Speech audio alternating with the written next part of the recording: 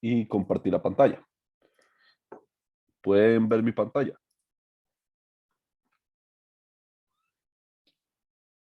Sí, profe. Sí, Perfecto. profe. Entonces, vamos a ver a ciertas aplicaciones no lineales. Aquí, pues vamos a usar muchos diodos. Como son aplicaciones no lineales, necesitamos que aparezcan elementos no lineales, como por ejemplo los diodos. Entonces, vamos a ver amplificadores operacionales con diodos y vamos a ver cómo utilizamos un amplificador operacional para hacer un regulador. ¿Se acuerdan tal vez de electrónica 1 cuando hacíamos reguladores con Zenners y eran reguladores como poco eficientes? Entonces utilizábamos reguladores integrados como el LM7805, que era un elemento de 3 patillas que regulaba súper bien. Bueno, vamos a ver que tienen esos elementos por dentro en una manera pues simplificada. Entonces lo primero es analizar algunos ejercicios con diodos para entender qué es lo que estamos haciendo. Entonces, vamos a ver este primer circuito. Este primer circuito es el más básico. Un circuito y lo que vamos a demostrar es que la salida va a valer esto cuando la entrada sea mayor a este valor y va a valer esto cuando la entrada sea negativa. Ok. Entonces decimos, ok, si vamos a pensarlo de esta manera. Entonces, vamos a ver lo siguiente. Tenemos, vamos a pensarlo como comparador primero. Si V más fuera más grande que V menos, es decir, al puro inicio todo estaba apagado, y luego V más se hace más grande por alguna razón, mayor que cero. V más es más grande que V menos, que lo ven, que es cero, porque está unido por este nodo a la salida, ¿lo ven? A pesar de que por aquí no entra corriente, porque aquí hay una impedancia infinita, el nodo sigue siendo el mismo que VL, ¿lo ven? Entonces está en 0 volts, VI es más grande. Entonces como VI es más grande, aquí de fijo hay pues la alimentación que hay aquí, VSC y tierra, vamos a suponer. Entonces aquí tendríamos VSC o la salida. Si aquí tuviéramos la salida y aquí supuestamente teníamos tierra al inicio, de fijo este diodo se va a polarizar. Si eso sucede al puro inicio, pues vean que si el diodo se polariza, una manera muy ideal se comportaría como un corto de aquí hasta aquí. Es decir, tendríamos un camino directo desde la salida a la patilla negativa. Es decir, tenemos retroalimentación negativa. Si tenemos retroalimentación negativa y nuestro amplificador es ideal, nosotros podemos hacer uso del cortocircuito virtual. Entonces, V más se va a parecer a V menos y V menos va a ser igual a VI. ¿Eso qué quiere decir? Que si V más, que es VI, es igual a V menos y V menos finalmente es el mismo nodo que VL, VL va a ser igual a VI en una manera ideal. Ahorita vamos a demostrar esto, pero vamos a demostrar de otra manera, que esta sería la manera, digamos, real, porque vean que está aquí la ganancia del amplificador. En este caso yo la estoy tomando infinita para hacer cortocircuito virtual. Ahora, piénsenlo al revés. Vamos a pensar que inicialmente todo el circuito estaba apagado, 0 volts, esto es para cuando VI sea mayor que 0. Y aquí ahora hay VI, ahora va a ser menor que 0. Entonces, si VI es menor que 0, V menos va a ser más grande. Y por lo tanto, aquí en mi salida, si esto estuviera alimentado con tierra y esto con VSC, aquí en mi salida tendría 0 volts. Si aquí tengo 0 volts, tendría una malla de 0 volts, un diodo y una resistencia. ¿Cuánto tendría en UL? 0 volts. Y esto se comportaría como, pues, como no se está polarizando, esto es como un abierto. Entonces vean que ese circuito, haciendo ese análisis, se vería de esta manera.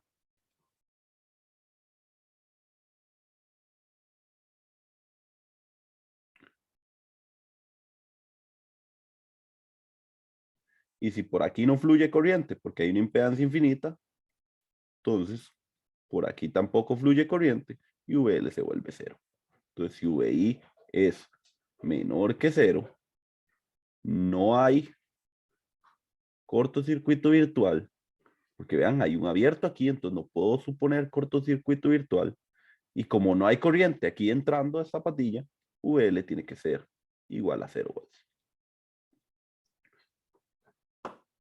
Ok, entonces si llegamos a esa solución, vean lo que tenemos. Tenemos un elemento que cuando vale mayor que 0, la salida es igual que la entrada, pero cuando vale menor que 0, la salida es 0. Es decir, tenemos si yo graficara una entrada y una salida de una señal senoidal, por ejemplo, algo así, donde Vin fuera la entrada, el tiempo, fuera algo así, pues en la salida nosotros tendríamos esto. Y luego 0, y luego para acá. ¿Esto cómo se llamaba en electrónica 1?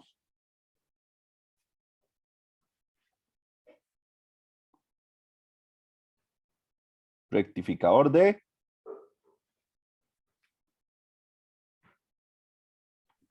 ¿Qué onda? Ajá, rectificador de media onda se llamaba, porque vean que solo media onda está rectificando, la otra media onda la elimina, luego rectifica, media onda la elimina. Entonces esto se llamaba un rectificador de media onda. Y ustedes dirán, ok, profe, pero ¿cuál es la razón de usar un amplificador operacional con un diodo para hacer una rectificación de media onda si en electrónica 1 solo poníamos el diodo y listo? Entonces no le veo la gracia de hacer esto tan complicado. Y yo le digo, tiene razón, pero estamos obviando un detalle muy importante. Cuando nosotros en circuitos en electrónica 1 poníamos un diodo, así, para rectificar media onda,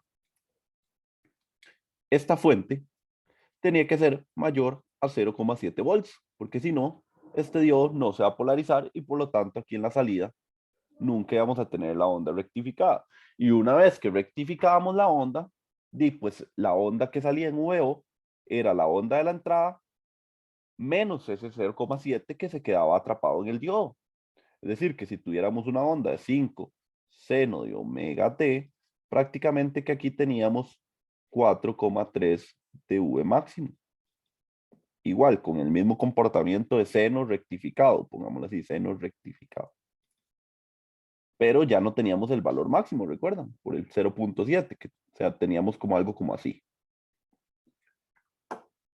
Pero como estamos en electrónica 2, donde usamos señales, y las señales son del rango de los milivolts, entonces si pusiéramos una señal senoidal del rango de los milivolts, por ejemplo, de los 0,005 milivolts, y este diodo nunca se encendería, y por lo tanto nunca podríamos rectificar una señal de este tipo, porque necesitamos que sea al menos 0,7. Bueno, ese es el gran uso de utilizar el amplificador operacional para rectificar, que gracias a este elemento, realmente yo podría rectificar cualquier tipo de señal, sin importarme la barrera del diodo. Es decir, esta configuración que se llama rectificador de media onda, o se le llama rectificador de media onda de alta precisión, ignora completamente la barrera de potencial e igual es capaz de rectificar. Entonces, es algo chivísima porque la limitante más básica que teníamos a la hora de rectificar, que era que tenemos que rectificar ondas de más de 0,7 volts, ya podemos rectificar ondas de cualquier tipo. Es decir, esta podría estar en el rango de los 50 milivolts, por ejemplo. Y ustedes dicen, ¿cómo es que ignora la barrera potencial? No me queda claro. Entonces, ya analizamos el caso ideal con cortocircuito virtual y diciendo que la ganancia fuera infinita. ¿Qué pasa si la ganancia no es infinita? Ok, si la ganancia no es infinita, hacemos esto. VO va a ser igual a la ganancia diferencial por V más menos V menos. Clásico, ¿verdad? Eso sería lo mismo a decir, vean que V menos es VL, ¿lo ven? Entonces eso sería lo mismo decir que VO es igual a la ganancia diferencial por V más, que es la entrada, menos VL, que es la salida. Ahora podría yo separar esto para verlo más sencillo y decir, ok, esta es la tensión de salida, ¿cierto? Aquí está la barrera del potencial del diodo, V diodo, y aquí está VL. Es decir, VL que se mide de aquí hasta aquí. Si yo digo, de aquí a aquí hay VL y de aquí a aquí hay V diodo, entonces de aquí a aquí, ¿qué es la salida? Hay VL más V diodo. Eso es la salida. VL más V diodo. Entonces, VL más V diodo es igual a AD por VI menos AD por VL. Y si hago un poquito aquí de álgebra, tendría VL por AD más 1 es igual a AD por VI menos V diodo. Entonces, despejando aquí VL, tendríamos VL, que es la salida, es igual a AD por VI menos V diodo entre AD más 1. Ok. Y si ponemos esto de esa manera, esto es lo AD, el cual es muy grande, significa que es aproximadamente AD más 1. Porque como AD es muy grande, 1.000.000 más 1 es 1.000.001. O sea, es prácticamente 1.000.000. Entonces, haciendo ese mismo análisis, nosotros diríamos, ok, VL es igual a VI, porque quedaría AD por VI entre AD, entonces me daría VI, menos VD sobre AD más 1. Y esto es cuando VL, cuando VI es mayor que 0, porque estoy tomando en cuenta que aquí el diodo está polarizado. Cuando VI es menor que 0, el diodo está off, y entonces tendríamos el caso que ya analizamos idealmente, que es teniendo un abierto aquí, aquí sería VL, y esto va para acá. Y como por aquí no entra corriente, por aquí no hay corriente, y por lo tanto VL es igual a 0. Entonces logramos volver a estos dos casos. Si lo ven, la salida va a ser la entrada menos la tensión del diodo sobre la ganancia del amplificador más 1. Pero como sabemos que la ganancia del amplificador es muy, muy grande, realmente este término es muy pequeño, porque sería aproximadamente 0,7 entre de 200.000 más 1. Entonces, realmente por eso es que la salida en un plano ideal, si esto fuera infinito, ¿verdad? Que fue el primer caso que analizamos, si AD fuera infinito, gracias al cortocircuito virtual, lo analizamos rápidamente y nos dimos cuenta que VL era igual a VI. Porque si esto es infinito, pues VD entre infinito da aproximadamente 0 o algo muy, muy pequeño. Entonces llegamos al mismo caso ideal. Entonces ven, gracias a esa ganancia infinita del amplificador, nosotros pudimos, digamos, atenuar en nuestra salida el efecto de la tensión del diodo. En nuestra salida, VL, ¿verdad? En VO lo que tenemos al final es, pues, VL más V diodo. Pero en VL, que va a ser nuestra nueva salida, no la del amplificador, sino nuestra nueva salida del circuito, tenemos exactamente VI. Rectificador de media onda de alta precisión. El alta precisión quiere decir ignora la barrera de potencial del diodo.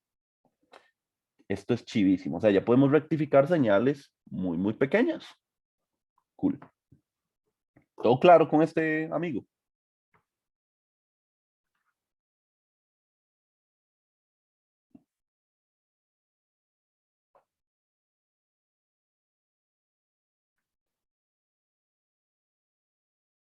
Sí, no.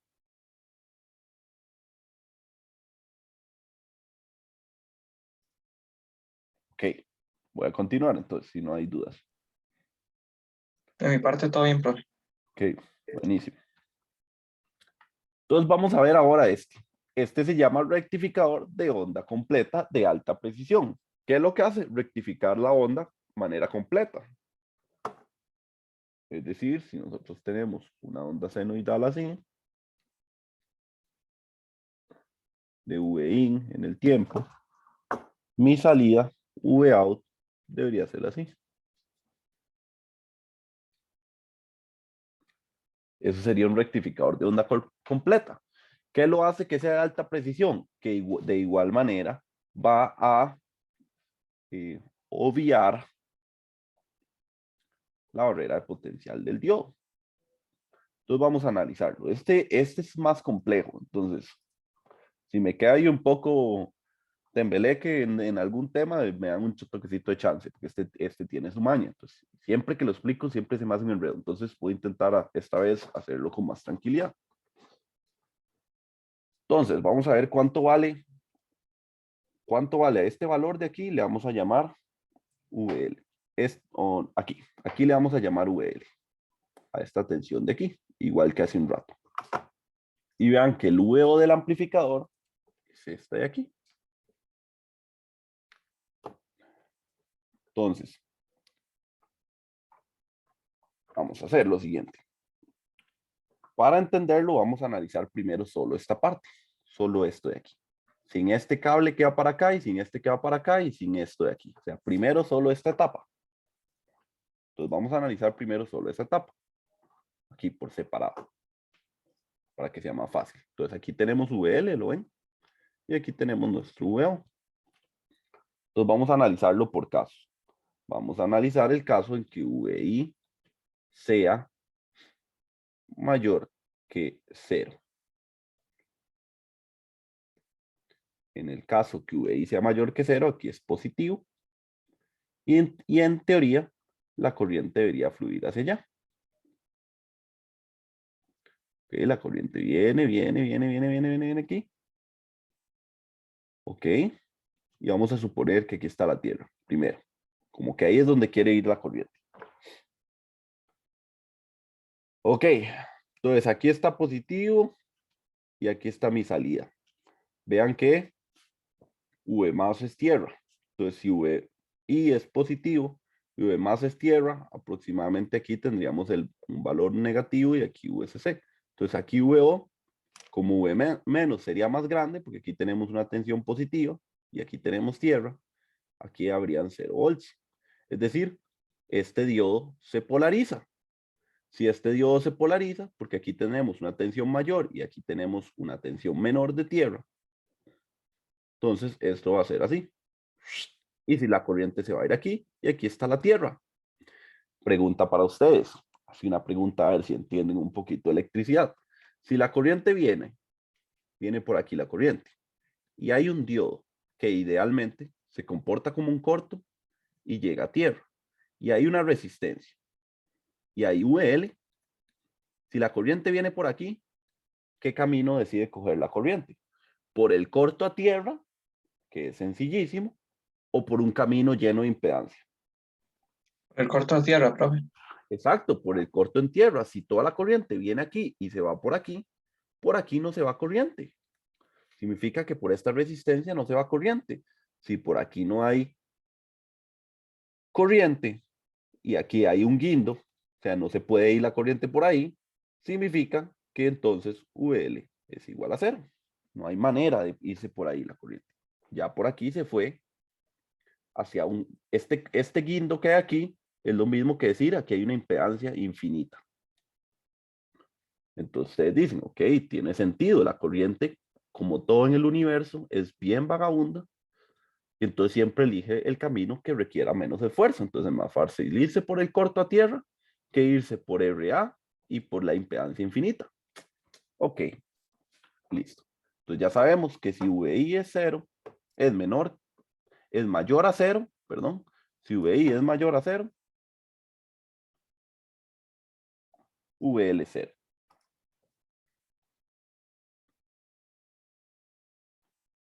Ok, entonces ya tenemos el primer caso. Fue un caso un poquito confuso, ¿verdad? Pero porque lo logramos resolver a punta de un principio muy básico de la electricidad y no a punta de una ecuación como lo hemos hecho siempre. Entonces ahí es donde está la dificultad. Ahí es donde sabemos si realmente entendemos la electricidad o no. Entonces, vamos a analizar el otro caso. El otro caso es cuando VI sea menor que 0. Si VI es menor que 0, en un estado inicial, de aquí está menor que 0, ¿verdad? Y aquí está 0. Entonces, en teoría, aquí tenemos un potencial. Si aquí tenemos un potencial,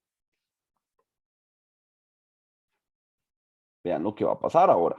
La corriente, como aquí es negativo, la corriente fluye en este sentido. Hacia el potencial, desde el potencial más alto al potencial más bajo. La corriente tiene que salir de algún lado, entonces va a salir de por aquí, pero no puede irse por el diodo este que está en contra, ¿verdad?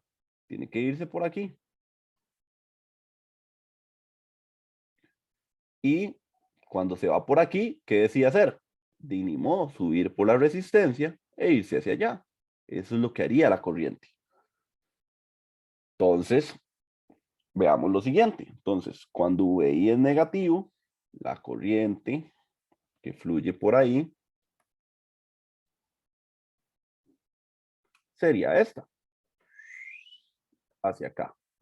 Si tenemos este camino, estamos conectando la salida con la patilla negativa. Es decir, tenemos, pregunta para ustedes, ¿cómo se llama eso? ¿Cómo se llama cuando llevo la salida hacia la patilla negativa? ¿Por algún camino? Negativo. Exacto, muy bien, compañeros, retroalimentación negativa. Eso quiere decir que esta corriente que fluye por aquí es lo mismo que VL menos, ven que aquí está VL, menos este nodo, que este nodo es V menos, sobre RA. ¿Lo ven? Esa sería la corriente que fluye por ahí. Y V menos, ¿cuánto vale? 0, porque por cortocircuito virtual, aquí a pesar de que haya impedancia infinita, entonces, por cortocircuito virtual, V menos es igual a V más y es igual a 0. Eso quiere decir que la corriente va a ser VL entre RA. Ok, genial. Pero nosotros queremos saber cuánto va a valer VL, ¿verdad? No queremos saber cuánto va a valer la corriente. Si se dan cuenta, esa corriente que viene por aquí es la misma que atraviesa por aquí. Es decir, que esa corriente también es 0 menos VI entre esta otra resistencia, que también vale RA. Entonces tenemos eso. Se igualan las dos ecuaciones, ¿verdad? Porque son las dos mismas cosas. VL es igual a menos VI entre RA. Y por lo tanto, VL es igual a menos VI. Voilà. ¿Qué les parece?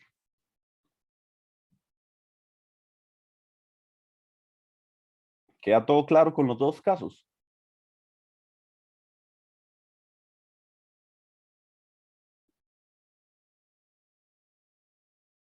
Listo. Entonces, si queda claro, entonces voy a borrar esto de aquí. Que ya hicimos el análisis, lo hicimos bastante lento, creo que me salió bastante bien. Ya pasó la parte, ya pasó por donde asustan. Ese era el tema difícil, entender eso de este ejercicio. Entonces, cuando VI es menor que 0, VL es igual a menos VI. Ok, genial. Entonces, vean que si nos devolvemos al circuito de hace un rato, al completo, al rectificador de onda completa de alta precisión, SVL entra a este que ya sabemos es un sumador, porque va a sumar esta señal, y la va a amplificar 3 veces, porque vean, esto es la ganancia del amplificador no inversor, lo va a amplificar 4 veces, perdón.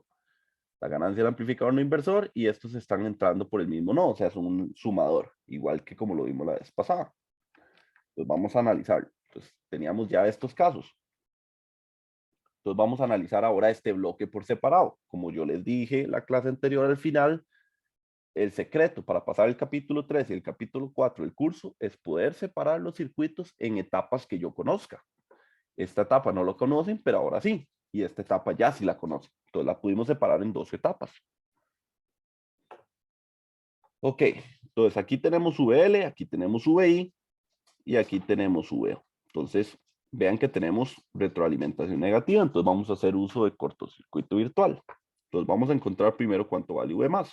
Entonces V más tiene que ser la superposición de VL y VI. Entonces V más es igual a, primero aterrizo esta y utilizo esta fuente. Y eso significa un divisor de tensión de R medios entre el paralelo de R y R, que el paralelo de una resistencia con su mismo valor es la mitad de ese valor. Entonces significa que esto sería R medios más R medios, ¿verdad? Esto en paralelo es este R medios y este otro R medios es el que está aquí, de un divisor de tensión, como que tuviéramos esto.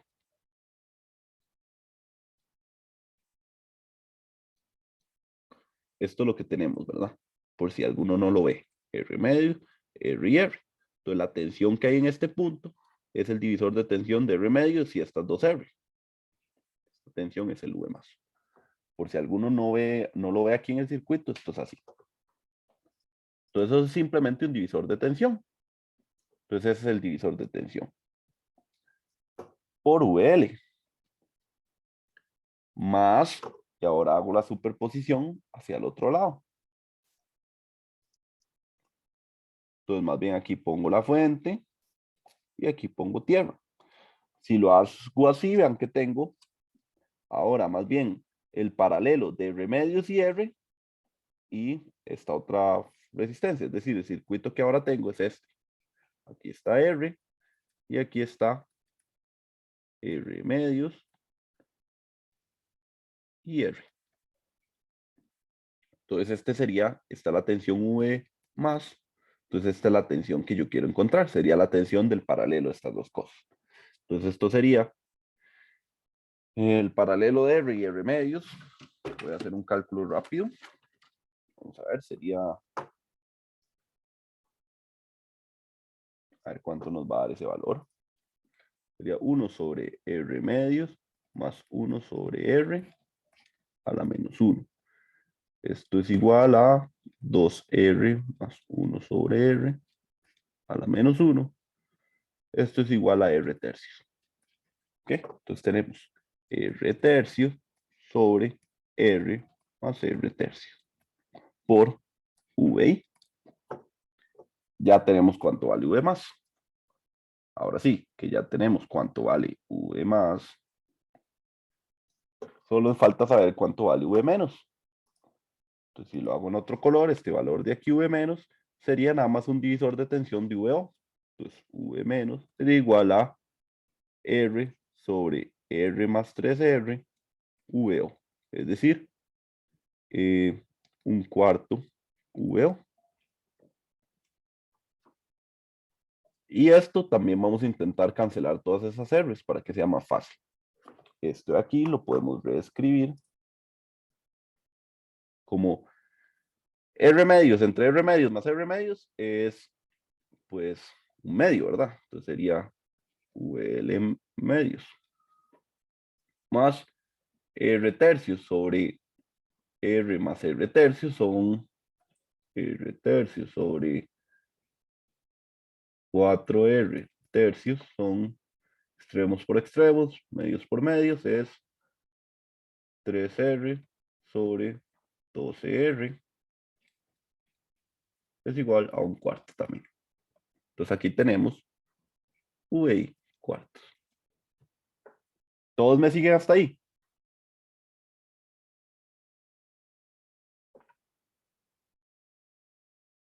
Ok, genial.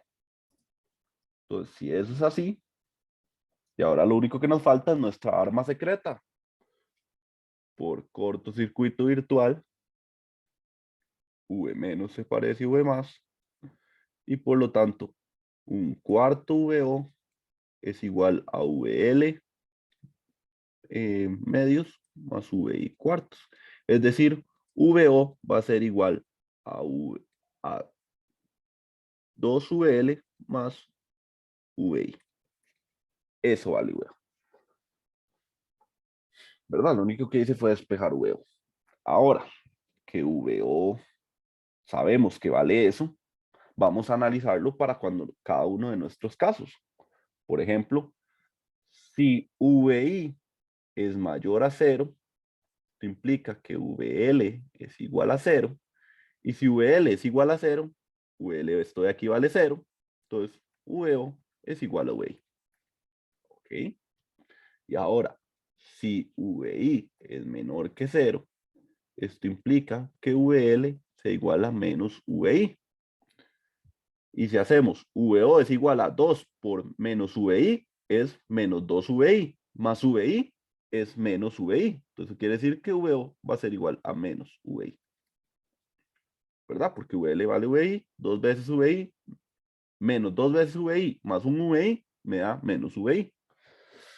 Entonces listo, ya lo completamos, el ejercicio. ¿Por qué? Porque si yo ya grafico su salida, y esta fuera mi entrada, una señal senoidal, como ejemplo, en el tiempo, y esto sería VI, VO sería, cuando VI es positivo, VO vale VI. Entonces, está aquí.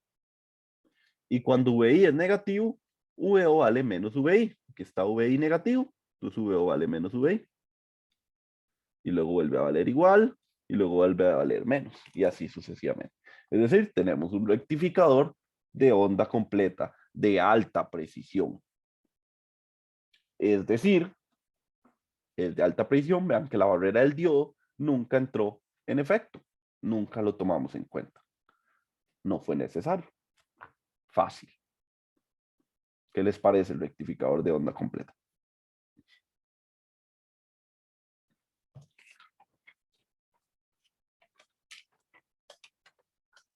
¿Interesante o no?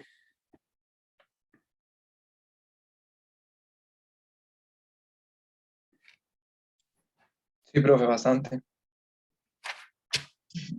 He dicho. Es increíble lo que uno puede lograr hacer con amplificadores. Entonces, finalmente, con todo el circuito, ¿verdad? Con todo el circuito, este circuito de aquí, se le puede llamar rectificador de onda completa de alta precisión o, si lo pensamos en aritmética, o sea, en ecuaciones matemáticas como la clase de ayer, esto sería lo mismo sacar un valor absoluto.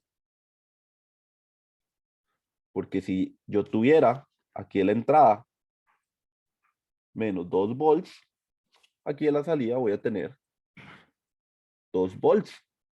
Y si aquí en la entrada yo tuviera 5 volts, aquí en la salida voy a tener 5 volts. ¿Lo ven? Es un valor absoluto. Entonces, matemáticamente, un rectificador de onda completa de alta presión se comporta como un valor absoluto. O sea, ya aprendimos que el amplificador puede sacar sumas, restas, multiplicar por constantes, multiplicar señales, dividir señales, elevar potencias a señales, integrar, derivar, resolver ecuaciones diferenciales y sacar valor absoluto. Vean todo lo que puede hacer el amplificador operacional. Chivísima. Sigamos con más aplicaciones no lineales. Este aquí. Este aquí, este amigo ya se le puede conocer como detector de picos. Este aquí le conocemos como un detector de picos.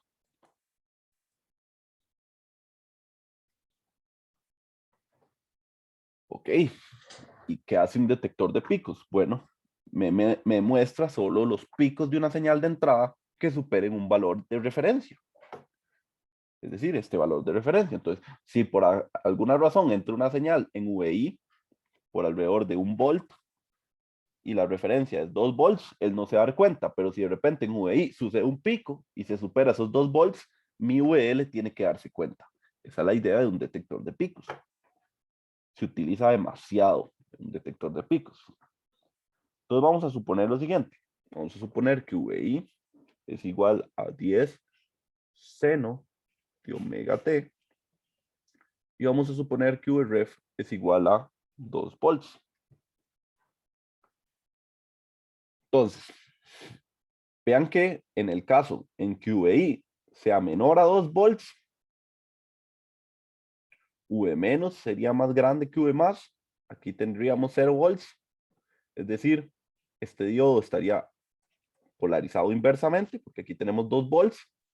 Entonces vean que la corriente intentaría fluir hacia allá, pero como está el diodo, no hay flujo de corriente.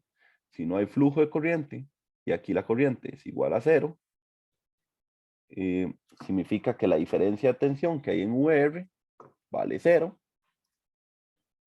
Eso quiere decir, si VR es igual a 0 y VR a la vez es VL menos VRF, eso quiere decir que VL va a ser igual a VRF. Es el primer caso, que es cuando VI sea menor a VRF. Listo. Porque lo ven, VL es el mismo nodo que V menos, entonces es el que estamos comparando. Entonces, buenísimo. Cuando VI es menor al VRF, pasa esto, que la salida es VRF. Okay. VL es igual a VRF. Ahora, este sería este caso. Ahora el caso contrario, cuando VI sea mayor a VRF. Entonces, vean que cuando VI sea mayor a VRF, si fuera un comparador, aquí tendríamos, digamos, una tensión VCC, que puede ser grande, 5 volts, por ejemplo. Y aquí tendríamos 2 volts, es decir, la corriente fluiría en este sentido, aquí y hacia allá, ¿verdad? Porque aquí no entra corriente por la impedancia infinita. Entonces, si fluye corriente hacia allá, significa que estamos en una situación de retroalimentación negativa. Entonces, se vale decir, por cortocircuito virtual, V menos es aproximadamente V más y es aproximadamente VI. Y vean que V menos es exactamente el nodo de VL. Entonces VL va a ser igual a VI. Ok, ya analizamos los dos casos. Entonces, si graficáramos esto, ¿cómo se vería?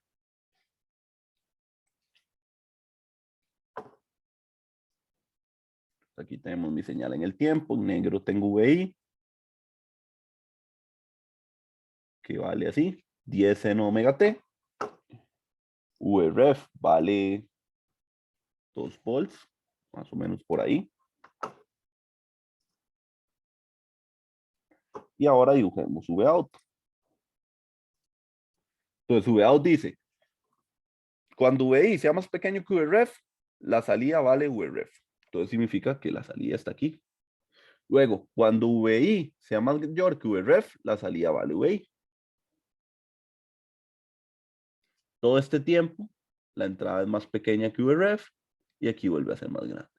Si se dan cuenta, la salida fue constante y si hubo un pico que superó la referencia, enseño el pico. Si no hay ningún pico que supere esa referencia, lo mantengo en 2 volts. Y si llega otro pico, muestro ese pico en la salida, ¿no? Y así sucesivamente. Es decir, un detector de picos. Gracias a simplemente ponerle un diodo ahí, vean lo que logramos. Un detector de picos, y eso puede ser súper importante. Por ejemplo, yo era muy amante de la electrónica analógica cuando estaba pues estudiando. Ahorita la adoro más, ¿verdad? Porque por algo les doy clases. Entonces me divierte mucho. Y yo recuerdo que en su momento me hice un circuito así por puro hobby, que eran unas luces ultravioleta, unos LEDs ultravioleta, que bailaban al ritmo de la música. Entonces, claro, era joven, ¿verdad? Me gustaba ir a pegarme a la fiesta, ir a meterme a lugares con luces medias locas y tras de eso uno nunca deja de ser un nerd, entonces siempre uno estaba viendo para el techo en el bar pensando, mira, ¿cómo es que esas luces bailan al ritmo de la música? Yo como ingeniero eléctrico, ¿qué se me ocurre? Bueno, entonces lo que yo hice en mi circuito fue poner aquí en la entrada la canción amplificada y le puse un detector de picos. Entonces, cada vez que la canción sonaba como pum, pum, pum, pum, cada uno de esos era un pico en la señal. Entonces, yo pude pasar los picos y luego con solamente cuando paso los picos, puse aquí, digamos, prácticamente, ¿verdad? Porque no fue así, ¿verdad? Pero prácticamente que puse una resistencia con un LED. Entonces, eh, nada más que yo puse mis picos en aproximadamente 0, entonces prácticamente que solo veía las ondas, pum, pum, y pues Así el LED brillaba únicamente cuando se superaba el pico. Entonces, como la música suena como pum, pum, pum, pum, tu, tum, tu, tum, tum, tum, tum, cada uno de esos tum, tum que estoy haciendo significaba un pico en una señal eléctrica. Entonces, tum, tum, tum, y así los LEDs podían brillar al ritmo de la música. Eso fue pues lo que yo hice, ¿verdad? Era joven, era, me gustaba hacer ese tipo de cosas. Entonces, ustedes que son jóvenes, los invito a intentar cosas divertidas de electrónica. Era buenísimo porque hasta tenía como 20 LEDs ultravioleta y los puse así todos en ese tiempo. Uno de los cuartos era el cuarto de la compu, ¿verdad? Entonces el cuarto de la compu estaba totalmente oscuro y todo brillaba ultravioleta y mi camisa blanca se veía verde. No sé, eran cosas chidas, eran momentos en los que uno era feliz haberlo logrado. Eso sí, fue un dolor de cabeza armar el circuito y darle toda esa mente porque ningún profe llegó y me lo dijo en clase, mira, voy a hacer música y voy a poner un detector de picos, ¿verdad? Tuve que darme cuenta que esa era la manera que lo hacía. Entonces, ahora que yo lo sé, yo como espero, buen profe, pues les comunico mi conocimiento, todo lo que pueda. Entonces, eso podría ser una aplicación de un detector de picos, así como la aplicación también podría ser como para un radar.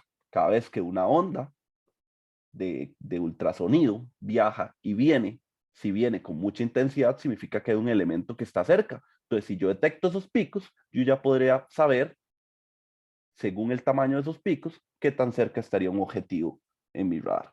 Una idea muy sencilla, pensar un radar, gracias a un detector de picos. Entonces, por ahí se los dejo también. Listo. Ese sería el detector de picos. Ahora veamos este otro. Este otro Este otro es un caso muy especial también. Y también necesita uno tener mucho conocimiento de cómo funciona la electricidad, especialmente la tensión eléctrica, ya no tanto la corriente, sino la tensión eléctrica en este. Este circuito se le llama clamp o clamper. Clamper significa como enganchado o algo similar, como un enganche, significa en inglés, algo parecido. Al final yo no soy tan bilingüe, pero es como algo así, un enganche. Lo que sirven los circuitos clamper es para duplicar la tensión o para insertar un nivel de C a mis señales. Es decir, pasar de algo así a algo así.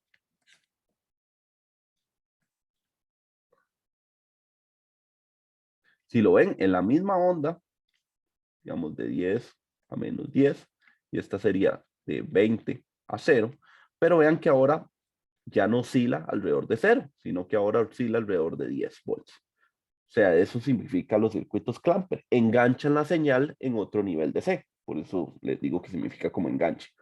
Agarran esta señal, ¡pup! Y le suben un nivel de C. Entonces nosotros tendríamos esta señal. Esta señal sería 10 seno de omega t y esta señal sería 10 seno de omega t más 10. Así se vería esta señal. Entonces eso es lo que hacen los circuitos clamper. Entonces vamos a analizarlos. Ok, para este también requiere que manejemos muy bien eh, los conceptos de tensiones eléctricas muy bien, o sea, realmente entender electricidad, porque aquí no sale a punta de ecuaciones, este conocimiento nace a punta de entender físicamente qué es lo que pasa. Entonces voy a conectar aquí una carga de RL y voy a suponer que R por C es mucho más grande que el periodo de la onda, que omega t. Que omega t no, vamos a ver cómo lo pongo. Pero ese es mucho más grande que el periodo de la onda, así, que el periodo. Hay que suponer que este RL, esta carga que yo pongo aquí, y este C es muy grande con respecto al periodo de la onda. ¿Para qué quiero decir eso? Para yo decir que el capacitor se va a descargar muy lento, mucho más lento de lo que la señal cambia. Eso es lo que yo quiero dar a entender con esta aproximación. Si no tomamos en cuenta esta aproximación, el circuito no sirve. Cuando yo vi este circuito por primera vez, nadie me dijo esa aproximación. Y yo dije, ¿qué? O sea, ¿cómo físicamente a mí se me ocurre que eso va a pasar si el capacitor se carga y se descarga? O sea, ya vamos a ver cuando analicemos a qué me refiero. Pero bueno, yo intentando ser un mejor profe que los que tuve en el pasado, aunque tuve profes muy buenos.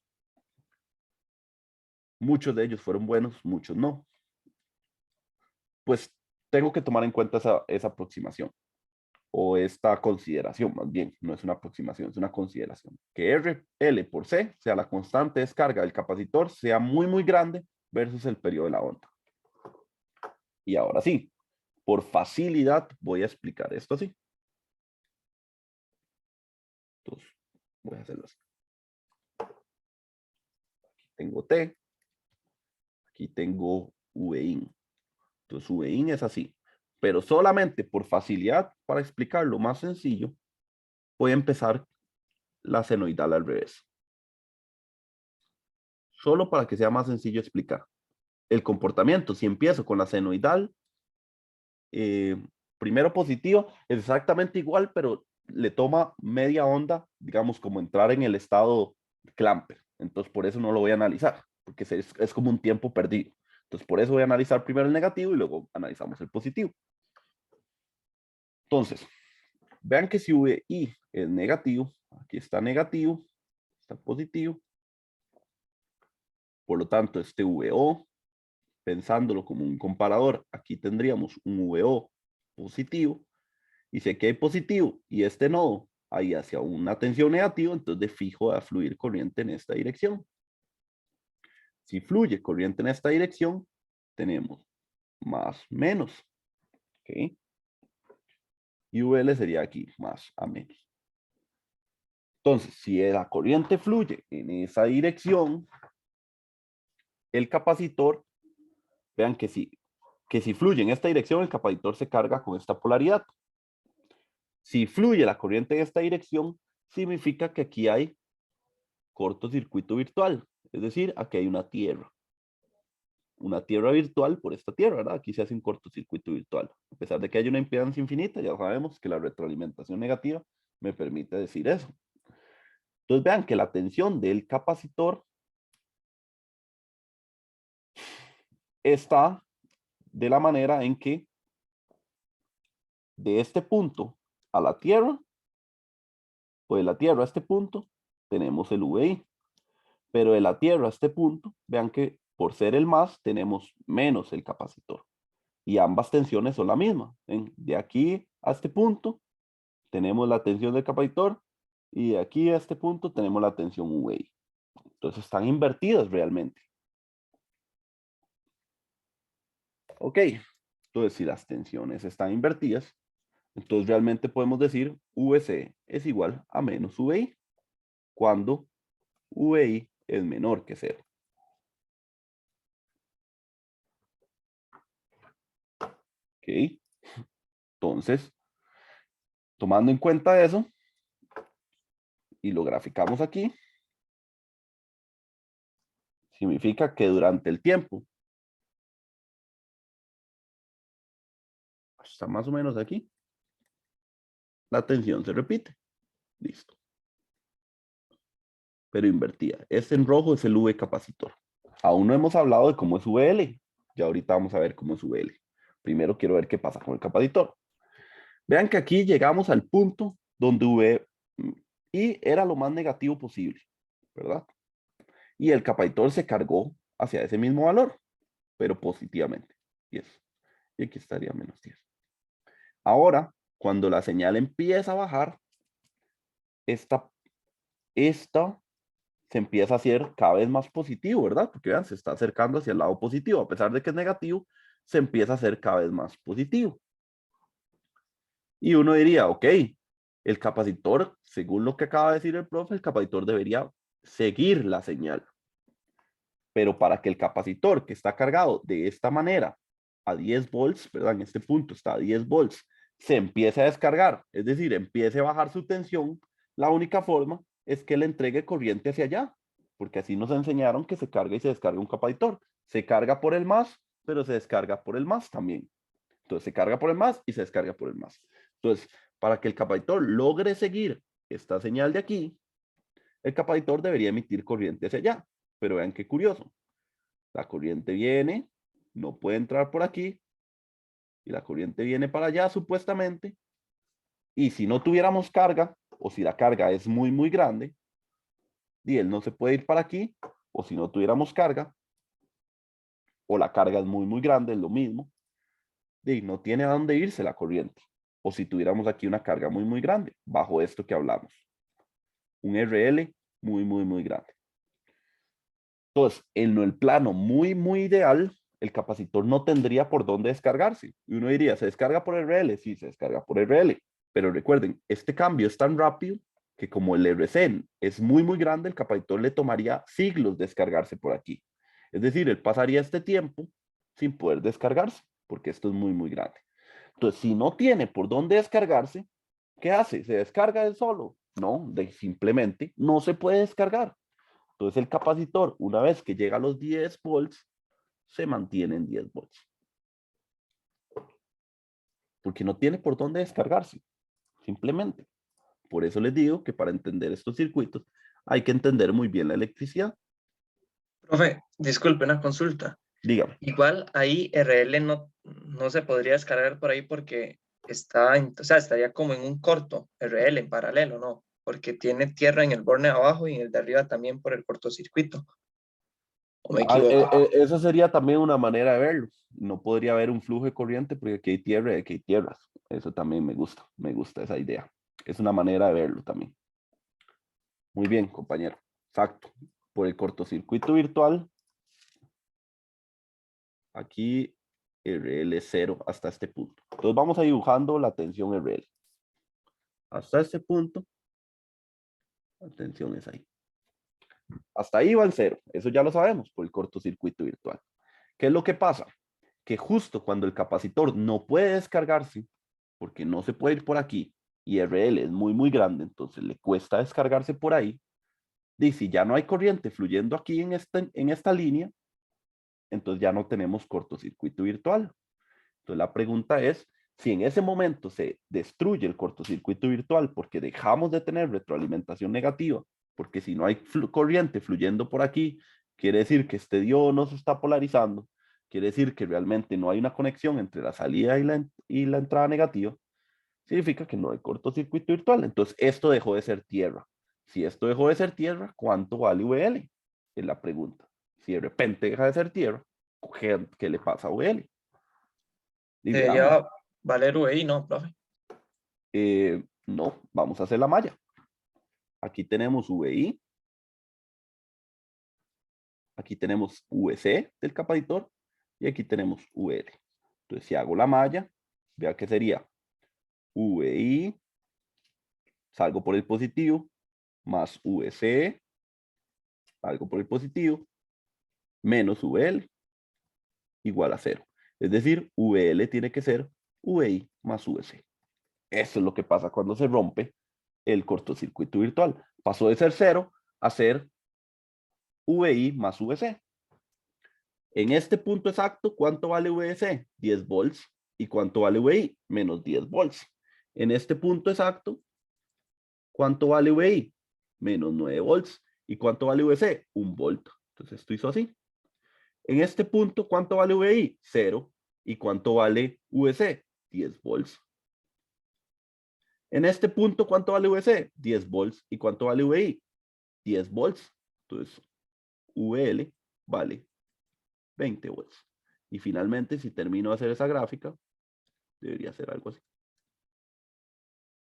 Y ya ahí el ciclo se repite. Si eso lo veo, lo que hice fue la misma senoidal, nada más que ahora oscila alrededor de 10, que era el objetivo que yo quería. ¿Qué les parece esta aplicación no lineal?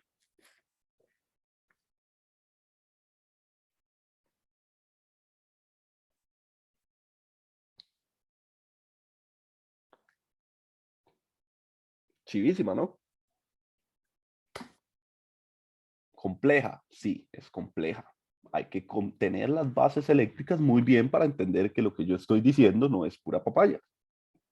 O que me los estoy sacando de la manga, ¿verdad? O que estoy diciendo nada más es así porque así, como si estuvieran en una universidad privada.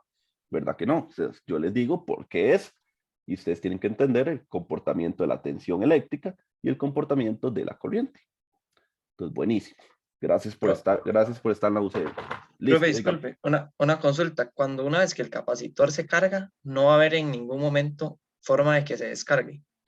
Exacto, Es así, siempre se va a mantener. exacto. Ya una vez, por eso me interesaba ver primero el ciclo negativo, para que él se pudiera cargar y ya quedarse así. Ah, ok. Si yo lo analizara de esta manera, primero el ciclo positivo, el capacitor haría esto. Se cargaría negativamente, luego se puede descargar porque estaba polarizado al revés, entonces se puede descargar hacia la fuente y luego se carga y se queda así. Entonces por eso fue que obvié este eh, primer estado en que la entrada es positiva, porque vean que no pasa nada y luego, o sea, realmente durante ese tiempo sí se puede, digamos, cargar y descargar. Entonces no tiene ningún sentido haber Sí, analizado primero la etapa. esa era mi duda. Gracias, profe. Ok. Sí, vea que él toma como un periodo de transición y luego se llega al régimen permanente. Es lo mismo. Este sería el régimen transitorio, este sería el régimen permanente. Ya queda totalmente cargado. No hay forma de que se descargue porque nunca, nunca va a encontrar una manera de descargarse. Ok, entonces ahora que sabemos que la tensión hace esto, es por eso se llama clamper. Y yo creo que ni siquiera tengo que mencionar para qué se puede usar esto, ¿verdad? O sea, si yo quiero tener esta ecuación en la entrada de mi circuito, como si solo tengo una senoidal, logro esto a través de un clamper. ¿Sí?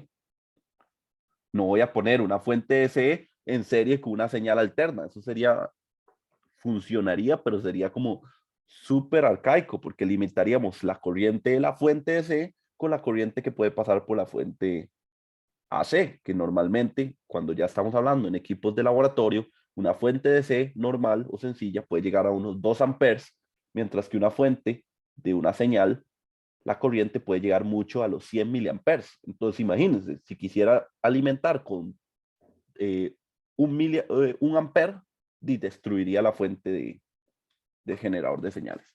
A lo que me refiero es que, digamos, en circuitos lineales 1, normalmente hacíamos esto. VDC, y aquí le puedo poner una señal. Seno de omega t. 5 milivolts seno de omega t. Y ya, entonces nosotros decíamos, ok, de aquí a aquí tengo 5 milivolts seno de omega t más un VDC. Eso decíamos en circuitos 1 y es totalmente cierto porque la matemática lo dice. Pero como todo en eléctrica, cuando nos pasamos al mundo real, no funciona así. Imagínense que yo quiera alimentar una carga que requiera que le pase aquí un ampere. Entonces, muy bien, esta fuente puede dar desde 0 hasta 2 amperes y no le pasa nada. Entonces, esta corriente puede ser de 1 ampere. Pero esta fuente, por su potencia, por ser una señal, solo puede entregar desde 0, bueno, desde menos 100 miliamperes hasta 100 miliamperes. Y le estoy forzando 1 porque eso es lo que la carga me exige. Y ese 1 viene de la fuente C. Entonces, claro, cuando este amigo pase por este ampere, intente pasar por aquí, ¡cabum! Y echamos a perder una fuente, un generador de señales que es carísimo, que además es un elemento súper complejo para que sea muy estable. Y por lo tanto, perderíamos dinero, quedaríamos como unos legítimos no conocedores del tema y pues mala práctica. Mientras que si quisiéramos hacer eso, lo haríamos con un clamper. El clamper no provoca eso, ¿verdad? Porque al final la carga que esté aquí va a ser alimentada por corriente del amplificador, que fue algo que no mencioné, pero por ahí va amplificada con corriente. O sea, la corriente va entregada desde el amplificador. Ok, creo que espero haberles aumentado un poquito su conocimiento en electricidad y vamos a seguir viendo unas cuantas aplicaciones más. Eh, Vamos a tomar un descansito, porque yo sé que estos circuitos son cansados, más después de que si me ponen mucha atención, obviamente uno se cansa, y si no me ponen atención, pues más cansado es. Entonces vamos a hacer un receso de unos 10 minutos, volvemos a las 11:20, vemos un poquito los reguladores y terminamos por hoy. Entonces un receso, 10 minutos, 11:20 regresamos. Listo. Ahí reanudamos la grabación y listo.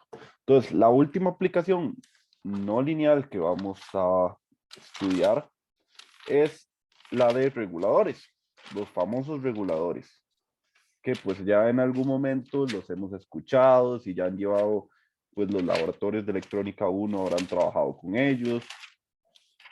Son elementos que recuerden sus características, era mantener una tensión constante, entregar la corriente a la carga y pues entregar la corriente a la carga que se necesita, mantener una tensión constante en la carga que se necesite, sin importar los cambios que sucedan en la entrada. Es decir, no importa si la entrada tiene rizado o no, el regulador debería encargarse de darme un nivel de C muy limpio. Entonces, aquí les muestro el diagrama clásico de, pues aquí se conectan los 120 volts RMS de un toma corriente, ¿verdad? Pasa a un transformador, ese transformador pues con alguna configuración, ya sea esta de doble diodo o con un puente de diodos, podríamos tener aquí aproximadamente, si no tuviéramos el capacitor, aquí tendríamos aproximadamente una señal de este tipo, ¿verdad? De onda rectificada. Si le ponemos el capacitor, pues lo que tendríamos entonces una señal que hace así, ¿verdad? Que ya aquí prácticamente, si yo saco el promedio, aquí está mi nivel de C. Entonces ahí más o menos. Pero a mí no me sirve llevarle a equipos delicados, entre ellos los amplificadores operacionales, una alimentación de este tipo.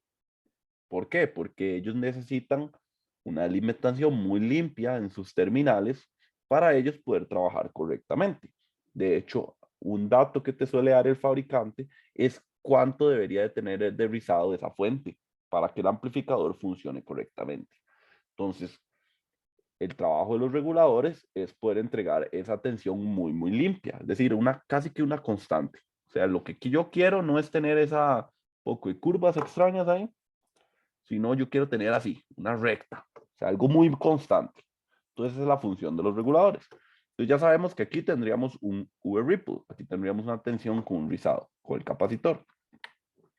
Si le conectamos el regulador, que lo conectaríamos de esta manera, normalmente son elementos de 3 patillas, donde una es el in, el otro es el out, y la del centro se le llama de ajuste, el adjust o de ajuste, que es prácticamente para poder liberar la corriente. Nunca hemos hablado muy bien, hasta el momento, ni en electrónica 1, ni en laboratorio 1, para qué realmente requiere esta tercera patilla, ¿verdad? Pero en teoría es para él poder los cambios de corriente que existan aquí, o sea, los delta I que él necesite, porque la carga cambie, porque la alimentación de entrada cambie, entonces esta corriente tiene que estar cambiando para que siempre aquí en Vout tengamos algo constante, un sistema de controles. Entonces, estos cambios de la corriente necesitan que la corriente, digamos, si estamos entregando 15 miliamperes y necesitamos después entregar 12 miliamperes, entonces esos 3 miliamperes deberían poderse ir rápidamente por ahí, antes de que para que los cambios sucedan muy, muy rápido y poder siempre mantener aquí en la carga el nivel de C constante. Es una manera muy sencilla de explicarlo. Pero entonces vamos a ver que tiene el regulador por dentro para entender cómo funciona. Entonces recuerden, una ya conecta el regulador de esta manera con los capacitores de entrada y de salida que nos ofrece el fabricante elegir, o nos ofrece el fabricante su valor más bien. Y pues ya ahora veamos lo que tiene el regulador por dentro. Entonces prácticamente un regulador es así, de una manera muy, muy sencilla. Vean que aquí yo estoy poniendo que aquí hay una fuente de corriente constante. ¿Cómo es esta fuente de corriente constante? Bueno, puede ser como las que ya hemos visto en el curso. Por ejemplo, una fuente de corriente monotransistor. Podría ser, de una manera muy sencilla. En los reguladores hay fuentes de corriente monotransistor, sí. ¿Hay fuentes de corriente más complejas? Sí, eso depende del regulador. Entre un mejor regulador tiene una mejor fuente de corriente y sus capacidades son mejores. En un regulador más barato, pues la fuente de corriente lo más seguro es la más barata, la de un monotransistor. En fin, entonces vamos a analizar este elemento. Entonces lo que queremos demostrar es que la salida, esta VO, vale esto de aquí. Entonces, noten lo siguiente. Vean que esta conexión es un poco extraña, por eso es una aplicación no lineal. Vean que por primera vez el VCC está conectado a la entrada, lo cual es algo extraño, nunca hemos hecho eso. Y el VEE está conectada a la patilla negativa, o sea, tampoco nunca hemos hecho eso. Es algo extraño, ¿verdad? Entonces vamos a analizarlo. Vamos a demostrar que la salida tiene que valer esto. Entonces, vean que primero nos damos cuenta que a pesar de que haya esa conexión extraña, vean lo que sucede aquí. La salida está conectada a la entrada negativa. Es decir, tenemos cortocircuito virtual. Entonces, por cortocircuito virtual, V menos se parece a V más. Ahora, ¿cuánto vale V más? Bueno, V más, vean, es la tensión de este Zener más la tensión de RL. Eso es V más con respecto a tierra. Entonces, V más sería igual al V Zener, que vale 1,2 volts, más el VL, que es de la carga. ¿Cuánto vale el VL? El VL vale IL por RL. Eso vale V más. Ahora vamos a ver cuánto vale V menos. V menos es la tensión que hay aquí. Es decir, con respecto a tierra es la tensión que hay aquí más la tensión que hay aquí. Es decir, V menos es igual a VL también más V de R1. ¿Y cuánto es V de R1? Bueno, V de R1 es R1 por la corriente que pase por aquí. Ok, genial. Entonces, V menos es igual a VL, que ya sabemos que vale IL por RL. Algo así. Más VR1 que vale I1 por R1. Ok. Y ahora, ¿qué más podemos determinar de esto? Ok, bueno, si hacemos cortocircuito virtual, V más se parece a V menos. Eso quiere decir que IL por RL más I1 por R1 es igual a VZ más IL por RL. Es decir, cancelo esto con esto. I1 por R1 es igual a VZ. Eso quiere decir que I1 es igual a VZ entre R1. Gracias, cortocircuito virtual, porque sin cortocircuito virtual llegar a esa expresión hubiera sido una complicación muy grande. Entonces, chivísima el cortocircuito virtual. Ahora, lo que nos falta saber es, ya sabemos cuánto vale I1, porque sabemos cuánto vale el Zener y sabemos cuánto vale R1. Lo único dato que no tenemos sería el IL. Un momento, nada.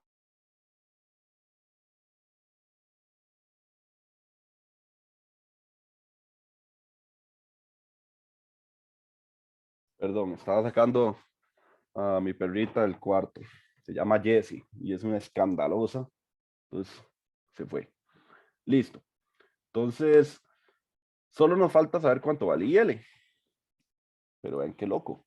IL es la suma de esta corriente, IR1, más la suma de esta fuente corriente. Porque recuerden, aquí hay una impedancia infinita, entonces aquí no entra corriente. Pues todos estos 50 microamperes pasan por el Zener y se van por el IL. Entonces esto quiere decir que IL es igual a IR1 más los 50 microamperes. Es decir, que IL es igual a V Zener entre R1 más los 50 microamperes. Entonces, finalmente, VO, que es la tensión que hay en este punto, ¿verdad? Sería desde aquí hasta tierra. Es decir, es la tensión V menos. V menos es igual a VO.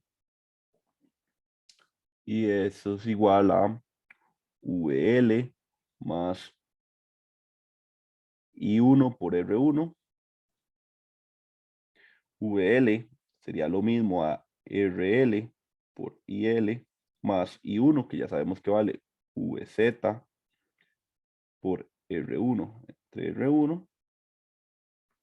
Cancelo los R's.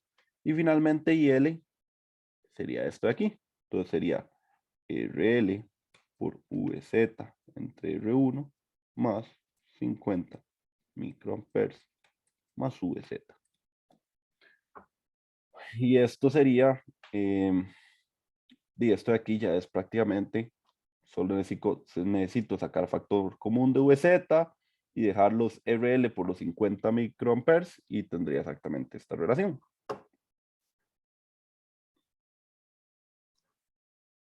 Escribir esto un poquito más arriba.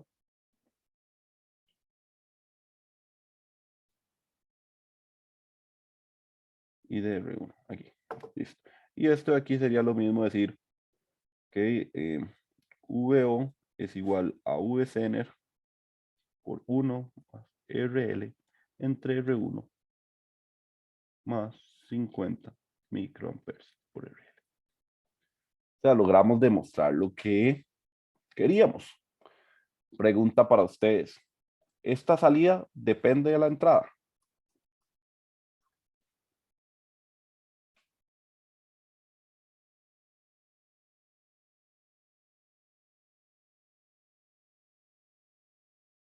En esta fórmula de salida está en algún lado la entrada.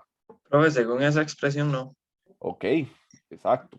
¿Qué quiere decir esa expresión? Que no esté ahí la alimentación, porque fijo necesitamos que aquella alimentación para que haya corriente por el circuito y se pueda encender los transistores que hayan aquí adentro, ¿verdad? Como vimos en el capítulo 1, ¿verdad? Necesitamos esta alimentación sí o sí para encender pues el amplificador y que este funcione.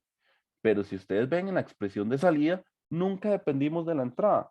Eso quiere decir que nuestro regulador es inmune a cambios en la entrada. Lo único que necesitamos de la entrada es que tenga el suficiente nivel para que el amplificador esté encendido.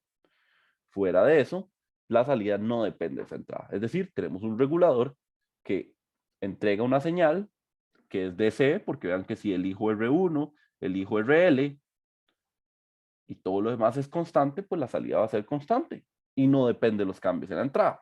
Voilà, un regulador inmune a cambios en la entrada. Eso sí, necesito siempre que exista esa entrada porque de algún lado tiene que venir la energía y no solo que sea cualquier entrada, sino que esa entrada sea al menos más grande que VO más lo que necesite yo para encender este amigo y para encender este amigo. Entonces, si recordarán un poquito del laboratorio eléctrico 1, si lo llevaron conmigo, si no lo llevaron conmigo, pues les recuerdo que los reguladores, si es un regulador de 5 volts, la entrada tiene que ser mínimo 7 volts aproximadamente. ¿Por qué tenía que ser mínimo 7 volts? Bueno, porque ya ustedes se acaban de dar cuenta. Necesitamos poder encender esta fuente de corriente, necesitamos poder encender este amplificador. Entonces, si aquí hay 7 volts y mi salida es 5 volts, todo funciona bien. Si mi alimentación fueran 6 volts y mi salida tiene que ser 5 volts, no lo lograría, porque necesito la tensión necesaria para poder encender estos dos elementos. Que ustedes dirán, ¿y cuánto es eso necesario? Bueno, eso dependerá de qué tan compleja sea esta fuente de corriente y también dependerá de cómo sea este amplificador, con qué alimentaciones fue diseñado. Entonces, eh, moraleja, la salida no depende de la entrada, sin embargo la entrada es necesaria para poder traer la corriente o la energía de algún lado. Entonces, buenísimo. Este regulador, vean que todo esto es constante. Ahora, nosotros queremos un regulador que, pues, entregue una tensión VO a una carga. No queremos que esta que se llama RL sea nuestra carga, porque vean que esta RL es una variable en mi circuito. Entonces, si yo conecto una carga muy grande, pues estaría modificando la tensión que yo voy a entregar, porque si yo tomo esta RL como mi carga, y si yo conecto algo más grande, pues más grande se va a hacer la tensión. Si yo conecto algo más pequeño, pues más pequeña se va a hacer la tensión. Y otra de las características de los reguladores era que pues no fueran, o que más bien no fueran sensibles a la carga, es decir, que no importa la carga que yo conecte ahí, siempre tenga la misma tensión de C, ¿verdad? Entonces, este RL, a pesar de que llama RL, no es un R carga, nada más es un RL. ¿Dónde sería la carga? La carga la conectaríamos aquí. Esta sería mi carga, la verdadera RL. Entonces, esta RL ya la vamos a dejar de llamar RL y la vamos a llamar R2. ¿Ok? Y la carga la vamos a conectar de este punto a la salida. ¿Para qué? Para que así la corriente venga desde nuestro amplificador hacia la carga. ¿Ok? Entonces, si quiero que eso suceda, voy a ponerle ese transistor. ¿Por qué?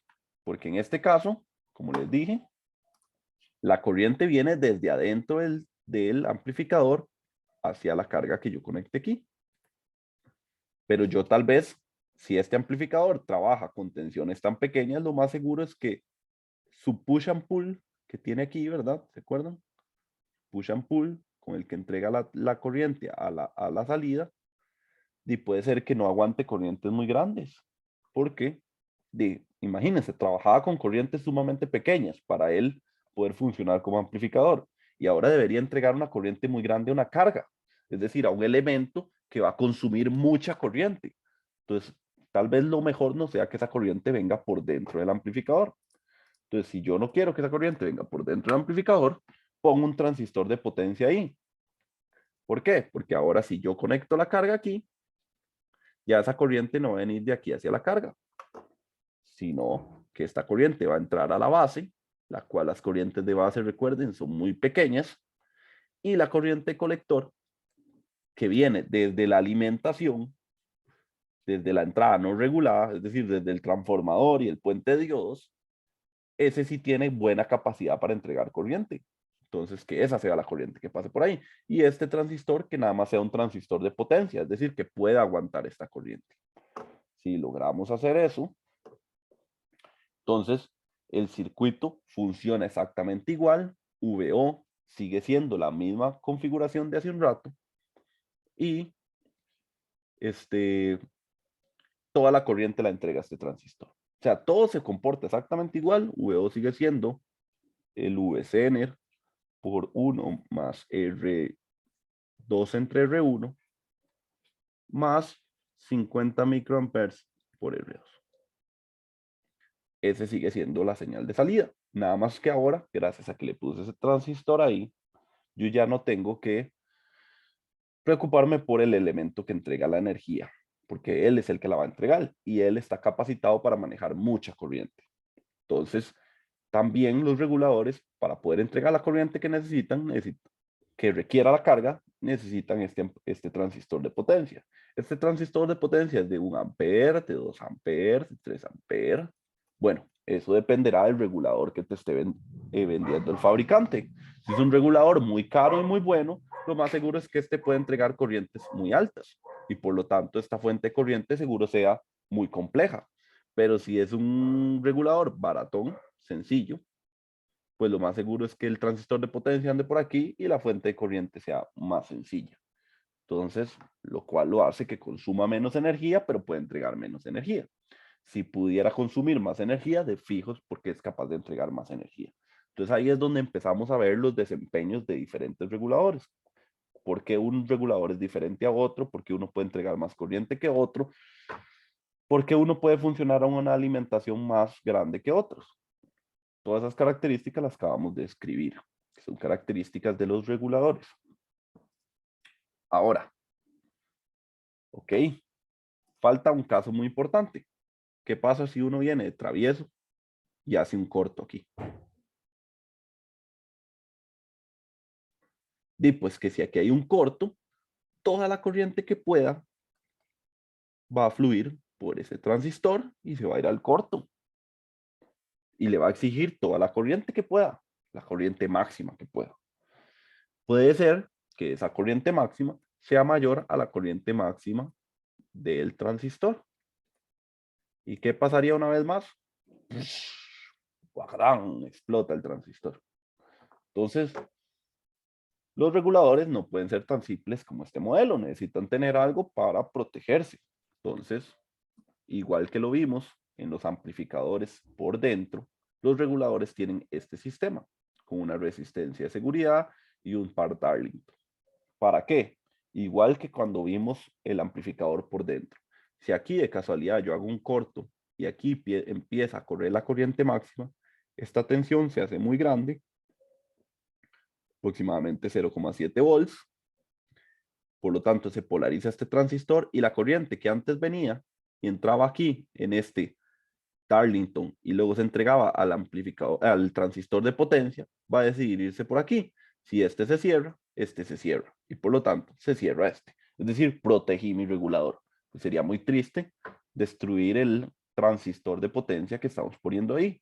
Más que los reguladores, al ser integrados, no es que alguien vino y se compró un 741, le puso este CN, le puso esta fuente y le puso estos transistores por afuera, sino que todo esto ya viene integrado en un paquete. Entonces, si se daña esto, hay que botar todo el chip. Si se daña esto, hay que botar todo el chip. Si se daña esto, hay que botar todo el chip. Entonces, lo que está más propenso a dañarse es el transistor de potencia. Y luego, ya sabemos por qué le pusieron esta red aquí con esto. Ahora, ¿para qué le pusieron un Darlington? Bueno, porque antes la corriente, cuando solo teníamos un transistor, la corriente de base era muy pequeña. Yo dije que aproximadamente 0, pero siendo más realistas, pueden dar como el rango de los 0,1 miliamperes. Por ahí. O sea, es pequeña, pero tampoco es que es tan pequeña, ¿verdad? Bueno, si yo ya le pongo el Darlington, la corriente que entrega este amplificador hacia allá, ya ni siquiera es del rango de los 0,1 miliamperes, sino que ya es del rango de los microamperes. Es aún más pequeña. O sea que él necesita menos energía para entregar esa corriente. Es decir, que es más inmune a los cambios que hayan aquí, que entren por aquí, realmente no le hacen mucho efecto porque él entrega corrientes muy pequeñas. Entonces, la moraleja de la historia es que hacemos que nuestro amplificador se esfuerce menos y por lo tanto es un regulador más robusto, mucho más sólido. Entonces, esa es la razón de poner este sistema aquí. Y aún con este sistema aquí, la salida sigue siendo VCN por 1 más R2 sobre R1 más 50 microamperes por R2. Y aquí yo ya podría colocar lo que sea. Y si se dan cuenta, este Vout no depende de nada de este nuevo RL. Entonces yo podría entregar la corriente constante, que esto es constante, esto es constante, esto es constante, esto es constante, esto es constante. Por lo tanto, la tensión de aquí es constante. Voilà, tenemos un regulador. ¿Tienen alguna pregunta? Profe, con ese transistor de seguridad, ese que la Que tensión, ajá, correcto, la corriente va a bajar por ahí, ¿verdad? cuando se O sea, activa, va en a vez, fluir por ahí. ajá, vea que si esto no está activado, esto es Sí, como no, si no fuera un sé. abierto. Ujú. Pero cuando eso se activa, la corriente Ajá, circula por el transistor, ¿verdad? ajá, se hace por acá y se va por acá. Ah, ok, esa era la duda. Ese es el flujo de la corriente. Y realmente esto no importa porque como esta corriente es del rango de los microamperes, R1 más R2 por 1 microamper va a ser aproximadamente 0 volts, porque esto es muy pequeño, estas resistencias Ujú. tendrían que ser gigantes. Y el fabricante, si es una de la línea del LM7805, el fabricante ya metió estas resistencias dentro de su regulador. Pero si es un regulador de la línea del 317, que es un regulador variable, uno elige estas resistencias. Y ya el fabricante te dice, bueno, al menos esta R1 tiene que ser tanto y esta R2 que sea la variable. ¿Por qué? Ya vamos a ver un detalle. Perfecto, profe, gracias. Ok, con gusto. Entonces, ese es el flujo que tiene la corriente. Entonces, una corriente tan pequeña, pasando por esas resistencias, aproximadamente 0 volts, es lo mismo apagar el regulador. Se apagó por seguridad. Una vez que se apagó por seguridad, ya puede empezar ya uno puede decir, ay, mira, se apagó, uy, mira, estoy haciendo un corto. Y esa es la idea de la seguridad, ¿verdad? La idea de la seguridad no es que funcione, aun cuando estemos en un estado súper malo, como un corto en la salida, sino es para que se apague y usted como ingeniero le dé chance de decir, mira, aquí hice un corto, voy a quitarlo. Esa es la razón. Esa es la razón, ¿verdad? No es que él se protege y sigue funcionando como si nada protegido, ¿verdad? Protegerse significa apague todo para que el ingeniero que está a cargo de nosotros, pues lo solucione. Entonces, antes de terminar la clase hoy, quería que viéramos el esquemático que viene en la hoja del fabricante de la línea del LM117, que es un regulador variable. Esto es el esquemático que viene dentro de ese regulador. Y él nos dice, ok, la fuente corriente que pongo aquí es de 50 microamperes, igual que la que acabamos de analizar. El 1.2 volts es el V referencia, que está aquí, igual que el Zener, y eso va hacia la patilla adjustment. Usted le dice al fabricante, si usted conecta la patilla adjustment aquí, esta resistencia variable y este R1 lo deja con un valor que el fabricante normalmente ofrece, 300 ohms por ahí, usted tiene esta fórmula de salida, que fue justo la que nosotros, a punta de análisis de cortocircuito virtual, llegamos. Y esta ecuación está en la hoja del fabricante. No fue que yo me la inventé y se las puse aquí convenientemente. O sea, la saqué de la hoja del fabricante y aquí analizamos el por qué funcionaba. Y luego le agregamos solo la etapa de potencia y la etapa de protección, que él también la pone aquí. ¿Lo ven? La etapa de potencia con el Darlington. Y vean que él, según él, para proteger sus derechos de autor, no sé, encierra aquí adentro el sistema de protección, que tal vez puede ser un poquito más complejo que solo un transistor, como por ejemplo un Darlington, para que sea aún más rápido que se dispare, o no sé, otro tipo de transistor tal vez. Entonces por eso lo encierra.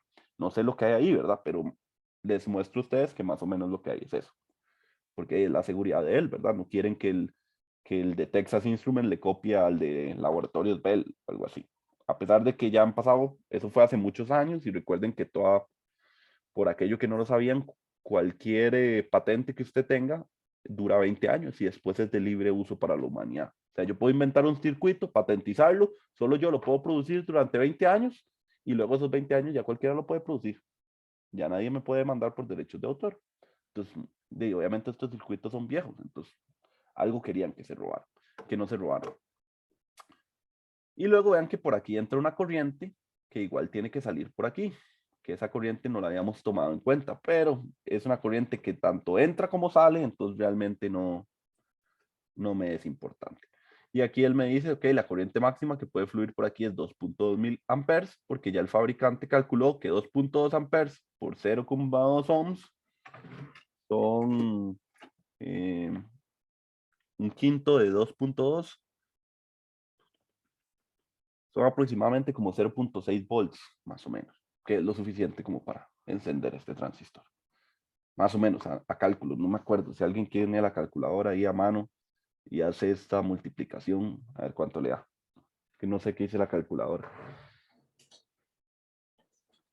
Y no sé, si alguien me quiere ayudar con eso, calculito. 0.2 por 2.2. 0.44. 0.44, ¿ok? Significa que este sistema de protección de circuitos se activa a 0.44 volts aquí. O sea, que puede ser un transistor muy, muy simple, un transistor de germanio, tal vez. No sé. Está oculto, no sabemos. Estoy solo indagando. Entonces, así funcionan los reguladores. Reguladores de la línea del 7805 y 78 o 7905 tienen este sistema por dentro. Los reguladores, estos 7805, ya entregan 5 volts a la salida y punto. O entregan 12 volts a la salida, si es un 7812. O entregan 15 volts a la salida, si es un 7815. Ok, si lo ven por dentro, este es el LM7805 por dentro. R1 y R2 ya viene siendo parte del circuito. Tiene el transistor de protección, tiene el transistor de potencia, tiene aquí el amplificador operacional con el que más o menos compara URF, y tiene aquí la fuente de corriente. Este cambia un poquito, ¿verdad? Su topología, ¿lo ven? Es un poquito distinta a la que acabamos de analizar, pero en esencia es prácticamente lo mismo. En esencia es lo mismo. Este URF que está aquí escondido, lo más seguro es que también sea por ejemplo, un Zener, pero ven, está escondido en un bloque. Funciona exactamente igual, no lo voy a analizar, pero es para que ustedes vean que tienen los mismos elementos. El transistor de potencia, un Zener por acá, una tensión de referencia que puede ser otro Zener, el transistor de protección y una fuente de corriente. ¿Lo ven? Casi que todo es igual. Y si lo ven, la patilla negativa de alguna manera está conectada a la salida. Entonces también hay retroalimentación negativa por ahí. ¿Cuál es lo único que no hemos observado? Este amigo es el único que no hemos hablado de él en ningún momento del curso. Y muchos circuitos integrados lo tienen. Se llama el transistor de protección térmica. Este transistor, vean que aquí no está dibujado, aquí está puesto, pero digamos que esto está Aquí hay un sensor de temperatura puesto, digamos, en el chip. Pensemos que ya todo esto es el chip, ¿verdad? Tengo el sensor de temperatura ahí puesto en el chip y el sensor de temperatura es lo mismo que una fuente dependiente de la temperatura. Algo así. Así. Que depende de la temperatura. Entonces este Vout es la temperatura por alguna constante. Que a temperatura ambiente, esos son 0.4 volts. Todo bien. ¿Qué pasa con los reguladores? Que ellos se calientan demasiado, disipan demasiada energía. Vean, tienen que tener que alimentar esta fuente corriente, tienen que alimentar este Zener, tienen que alimentar este transistor, tienen que alimentar todas estas resistencias. En fin, consume demasiado potencia y por lo tanto se calientan demasiado. Si ustedes ven un regulador, tienen incluso un disipador en la espalda pegado. Y sin ese regulador se quema todo. Sin ese disipador se quema todo. Entonces, este transistor térmico que está conectado a ese sensor térmico emite a temperatura ambiente 0.4 volts. Si el chip está funcionando y se calienta demasiado porque su disipador de calor no está funcionando muy bien o necesita mayor disipación, esta tensión empieza a aumentar desde los 0.4 hasta los 0.7, digamos. Si eso sucede, este transistor se hace un corto, aterrizo esta salida y toda la corriente que antes venía por aquí ahora y se entregaba al transistor de potencia va a hacer esto. Y el circuito, si hace eso, si la corriente hace eso, este transistor se cierra. Y si ese transistor se cierra, esta corriente deja de entregar corriente a la carga y por lo tanto todo el circuito descansa un poco. Entonces, ese transistor de protección térmica lo que hace es proteger mi circuito de que si está trabajando a una temperatura mayor o una temperatura máxima a la cual debería poder trabajar, el transistor térmico apaga el circuito para que el circuito se enfríe. Cuando se enfría el circuito, otra vez, esto volvió a caer a 0.4 volts, otra vez se cierra este transistor y todo vuelve a su funcionamiento normal. Entonces, son sistemas que vienen en los circuitos integrados para que ustedes, pues alguna vez cuando terminen y pasen este curso, no digan, mira, yo soy el fabricante y ni idea qué es el thermal shutdown transistor. Ya ustedes saben qué es un transistor de protección. Y no nos muestran a qué está conectado aquí, porque ya les dije, está conectado a un sensor de temperatura, que a temperatura o funcionamiento normal, ese sensor entrega esta tensión. Y listo. Esa sería la clase de hoy. Estos reguladores un poco más en serio, no como se ven en circuitos 1, en electrónica 1 ni en laboratorio 1. Así que felicidades, ya adquirieron un montón de conocimiento nuevo. Con esto hemos avanzado bastante en el capítulo 3 y 4. Entonces nos vemos mañana y lo más seguro es que el viernes tengamos una actividad asincrónica.